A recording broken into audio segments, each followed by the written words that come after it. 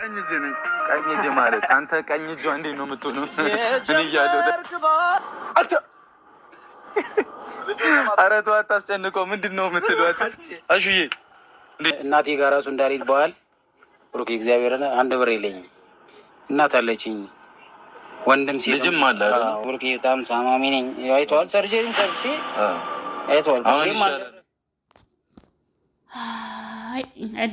addunyaan kana qabdi gaafa tokko ol footii tokko gadi qabdi dhugaa rabbii dubbachuu fi biidiyoo mucaa kana yeroo hedduu tokko tokko keessatti nallaala baay'ee nazzana wallahi billahi jechuudha amma miti sabskraayibii gochuun kan koo gaafa abirish dhufu assalaamu alaikum warahmatullahi wabarakaatu obboleeyyan kee qaqqaaliiwwan masaarkee rakka moolta nagaa keessanii baga rabbi nagaan olfatee wayitii kana sin jedhee sin jira markeessanii bakka jirtoota nagaa firaafna rabbii sin waa jiraatan jecha ay carraqonni irra mana namaatti dhufe buttaa jira dhaqee jira burukkeen Burukkeen haimee gatee buttaa jira dhaqee kana fataa sanaa dhee kolfa sanitti fakkaata dhugaa sanitti hin fakkaatin dhugaa rabbi dubbachuuf hinnan golbe waanni kana booddee haimii qayyis jedhennan anaa jiruuti jedhe mucaa waa hudhee keessaa baasee abbaa koo harki kee qadaan kan kee arga burukkeetti hin gahin maqaa haimii rukuttee jechuudha.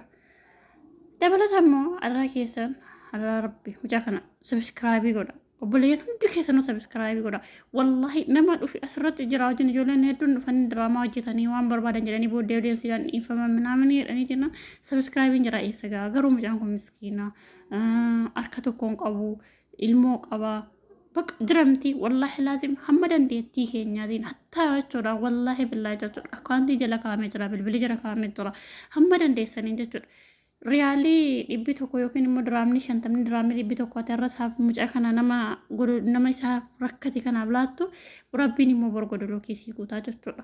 Godoloo kan kee waan ati rakkatte waan ati sabde hunda isaatiniif guuta jechuudha. Wallaahi billaahi jechuudha. Ani burukkee fayyimmaa nama rakkaa buttaa jala deeman nama rakkata yaani nama fakkeenyaaf yuutuubiin isaa laalamne nama viidiyoon isaa gad deebi'ee jiru deemanii isa jaree laalanuuf dhasina jedha dhugaa rabbi dubbachuu dabalata immoo haimii kaleessa buttaa jira hin naqu jettee jedhame edda bakka sargiirra bulamanii tokko keessa isa jara sin komadhu odeessii sin komadhu viidiyoo kaleessaa keessa dabalatama viidiyoo kaleessaa qalbiidha yoo laaltan ta'e burukkeen jechuudha samuunii darbe haimii xalafee jedhee kilaasii fooqii kan jiru sana kaa'e jechuudha haimii fooqiidha kilaasii inni burraan kaa'e jechuudha okee akkatan ta'e shaanxaan haimii eessa jira kilaasii fooqii jira.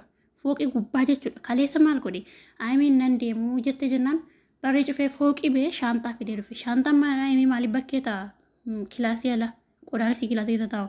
Shaantaa isaa fide inni fooqiidha fide fooqii jira qodaan jira jechuudha. Sariirii isa naffaamu sanaa wajjin. Kanaafuu baqa waan jarri hojjetan irratti silas yaa'u no. Yoo dubbannes yoo dubbachuu dhiibnes faayidaa hin qabu waan ta'eef utuu wal dhiibne jechuun barbaada. Dabalata immoo mucaa kana hadaraa keessan hadaraa obbolummaa gargaaraallee sabskraayibii godhaafillee sabskraayibiin hin dabalchiisu laayikii godhaafi hamma dandeessan gargaara.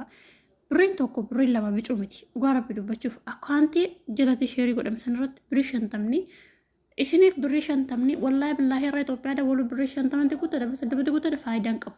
Maafi faayidaa saalbaajiin sheelii kanarraa birrii 100 birrii 200 fidu faayidaa naan qabu.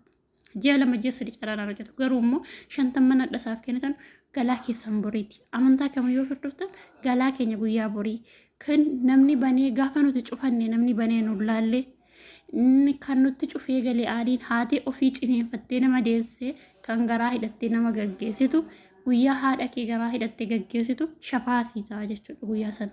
Kanaafuu amma dandeettii keessanii gargaaraatiin jechuu barbaada obboleessa keenya.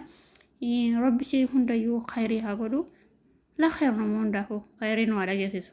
Burukkee faayimii immoo gara magaalaa taatee deebisee ayyaana akka gaariitti nama baasa jira godhu siniin jedha. La khayr nu du'aa godha.